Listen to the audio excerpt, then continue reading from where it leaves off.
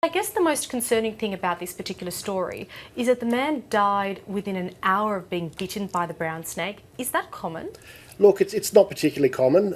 There's a few mitigating factors in that might have been at play here. Without knowing the facts of the case, it's very early on. There's a fair chance the guy was bitten multiple times. It said that he went to defend his dog, or the dog had actually attacked the snake and had the snake in its mouth, from what I've heard so far. And he's actually removed the snake from the dog's mouth, apparently. Brown snakes are very, very, they will bite immediately. So it's probably happened quite quickly. The bite's not necessarily painful, they have very short fangs, but it's a highly, highly toxic venom. And by the time that he's come inside with the snake to show his mother, he could have been bitten multiple times by then. A lack of first aid being applied would be a really big one. And obviously the adrenaline and everything going on. And yeah, look, it's very serious. And I definitely want to talk to you about first aid and what to do in those situations. But before we get to that, brown snake is, of course, one of the most deadliest snakes in the world. Put this in context for us. How rare is something like this, to be bitten by a brown snake? Look, to put it in context, in the Sydney region, there hasn't been a brown snake death in Sydney for over 10 years.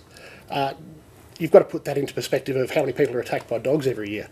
A lot more people are attacked and killed by dogs every year, even in Australia, than are killed by snakes. More broadly across Australia, have you seen an increase in the number of attacks by venomous snakes, or is that declining? Look, you've got to put that in perspective as well. It's not necessarily called an attack. A snake is going to defend itself. It's a lot smaller than us. Obviously, if you're cornered by someone and you've got nothing but your teeth, then that's what you're going to go for. And unfortunately for humans, they have a bit of a habit of trying to be a bit brave and maybe a bit drunk and picking up or trying to kill a snake. And 98% of bites result from that kind of behaviour. So what do you do if you're out on a hike, or if you encounter a snake? It could even be sometimes in your backyard. What's the best advice? Look, absolutely nothing needs to be done. You can sit and watch it and enjoy it. It's a piece of Australian native wildlife, and there's no way it's going to attack you or come near you. There are some defensive behaviours that snakes like brown snakes, for their own detriment, actually have, and brown snakes will stand their ground to their own detriment, as I said. But look, if you don't annoy it, you don't try and touch it or corner it, then it could care less about you. Are there more snakes around at this time of the year because of the hot weather? Look, this year we've had a little bit of an earlier season. Things started a bit earlier this year for us as snake catchers. I wouldn't say there's more snakes around. In fact, it's probably a little quieter at the moment than it was this time last year. But again, I think just the shift in that weather has made things happen a little earlier than usual.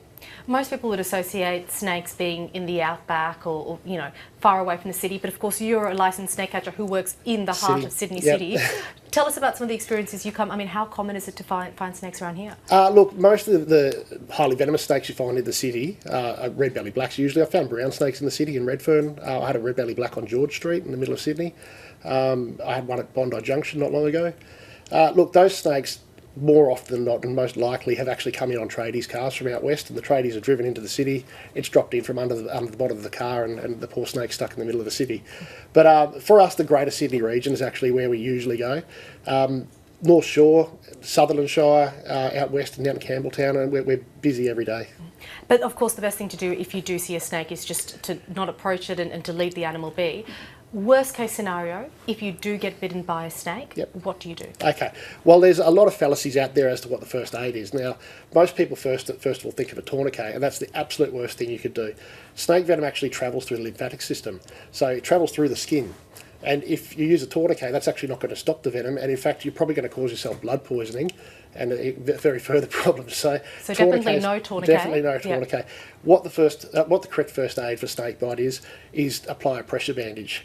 Now, that's a bandage that's wrapped from the bite site down, back up again, very tightly, and what that does is actually holds the venom in place, basically, until you can get to first aid, until you get to hospital and get the correct treatment. So apply a compression bandage as quickly as possible. That's right, yeah. All right. Hopefully nobody is going to get bitten by snakes anytime soon. Harley Jones, thanks so much for joining us. Thanks very much.